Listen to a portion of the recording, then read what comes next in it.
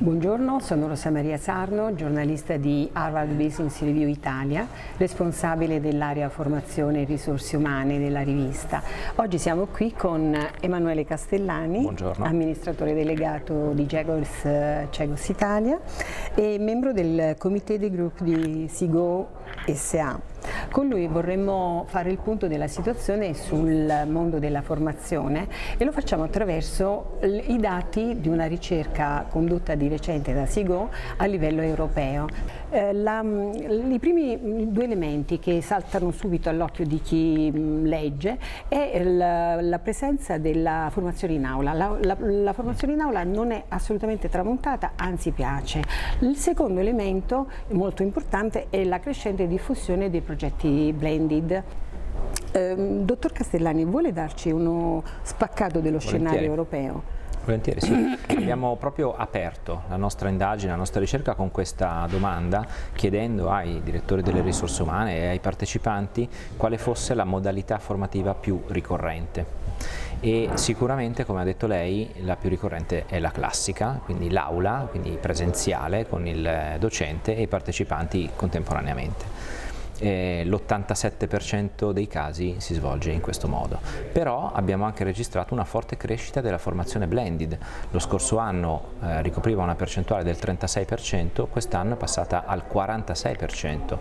Al secondo posto abbiamo per esempio la formazione mediante moduli e-learning, la formazione online, che riveste un 50% a livello europeo, e poi abbiamo un altro ambito, un'altra modalità che è molto in crescita, che è quella del one-to-one, tutoring, coaching, che è passata da un 38% ad un 44%, e anche questa, diciamo, una crescita senza dubbio molto interessante. Ma l'Italia come si pone in questo scenario? L'Italia rispecchia, diciamo, i valori dell'Italia sono più o meno simili a quelli europei. La percentuale dell'87 che abbiamo detto a livello europeo è 90% in Italia. Ecco, a livello del blended siamo ancora più in alto. In Italia invece del 46% abbiamo il 52%. E questo fa della formazione blended la seconda modalità per ricorso, per utilizzo, quindi ancora di più rispetto a livello europeo. E lei come interpreta questi numeri?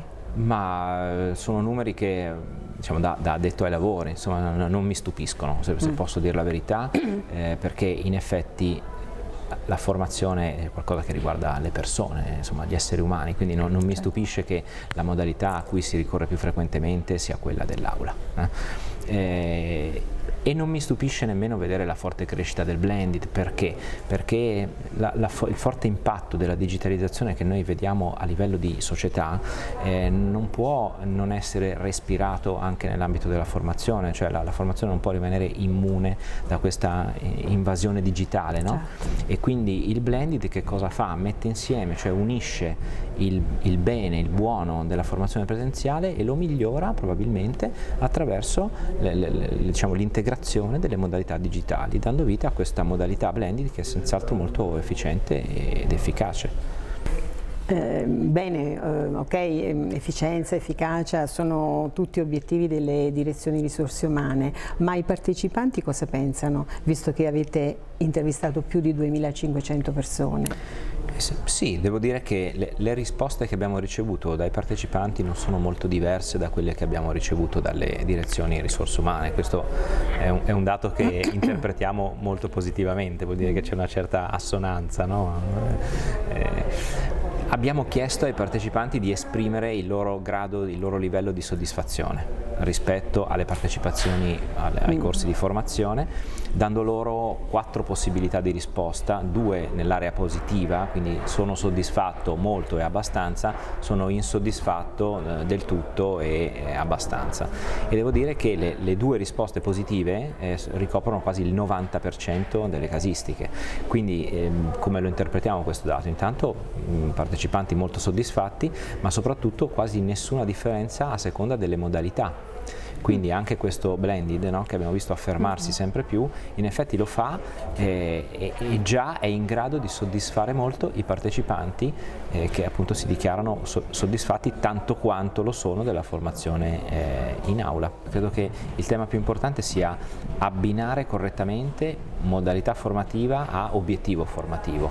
Ecco, è lì il senso, cioè cercare di raggiungere quell'obiettivo con la modalità più giusta, ed ecco che poi la soddisfazione verrà di conseguenza. Ecco, questo è un po' senza dubbio, questo è fondamentale. Lei ha toccato il tema della digital transformation, un tema a mio avviso fondamentale oggi. Mi sembra che emerga fortemente attraverso questa ricerca che il digitale si sta facendo largo anche nella formazione. Lei mi conferma questa lettura dei dati? Sì, assolutamente, assolutamente, e sempre di più.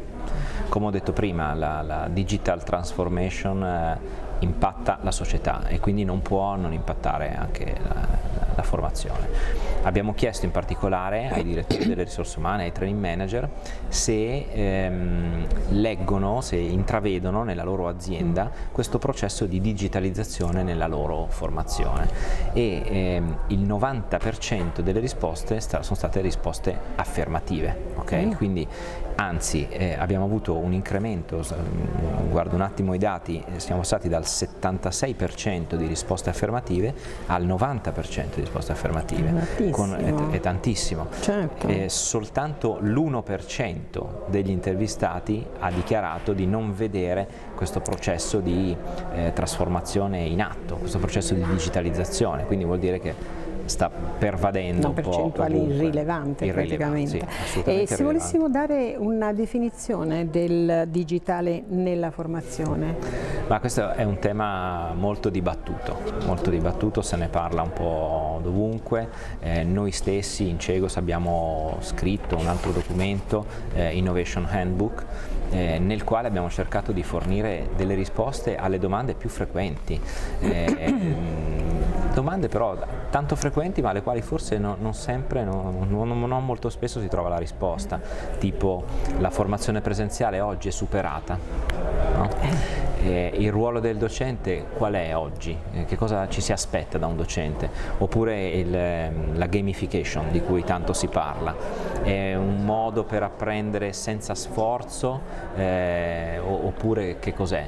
Oppure queste piattaforme di apprendimento, MOOC, eccetera, che impatto hanno in termini di formazione? E quindi, tornando adesso alla ricerca, diciamo, abbiamo chiesto ai nostri direttori di risorse umane e training manager che cosa intendano loro, no? per modalità digitale. Vedo qui le percentuali, abbiamo un 44% sostiene che digitalizzare significhi sviluppare la formazione online attraverso moduli e-learning, virtual classroom. Abbiamo 35% che identifica la digitalizzazione con il processo di sostituzione del cartaceo, quindi non consegno più materiale cartaceo, faccio ricorso per esempio a dispositivi in aula, eccetera. Il 34% l'uso di nuovi dispositivi e così via. Senta, e l'Italia in questo ambito come si colloca? Ma anche qui un'Italia molto allineata con le risposte europee, in alcuni casi un po' più alte, un po' più basse, però direi un panorama italiano che mostra assoluta consapevolezza del significato, del senso della digitalizzazione in atto. Quindi... Sì, in effetti dai dati vedo che i vantaggi associati alla formazione digitale sono chiari, piuttosto chiari a tutti. Leggo che il 41% sostiene che il digitale garantisce un accesso ai medesimi contenuti formativi e il 36% ritiene che faciliti l'apprendimento tra pari grazie agli strumenti collaborativi. Quindi sembra evidenziarsi un tema di democratizzazione della formazione. Sì, decisamente, cioè democratizzazione nel senso di consentire un accesso più facile, più efficiente,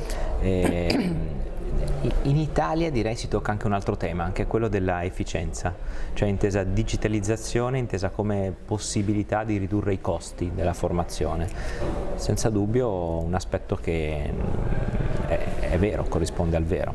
Mi sorprende vedere che la percentuale in Italia è il 39%, mentre invece negli altri paesi l'importanza data all'efficienza, no? Quindi ai minori costi, è intorno a un 25% mi pare. Quindi.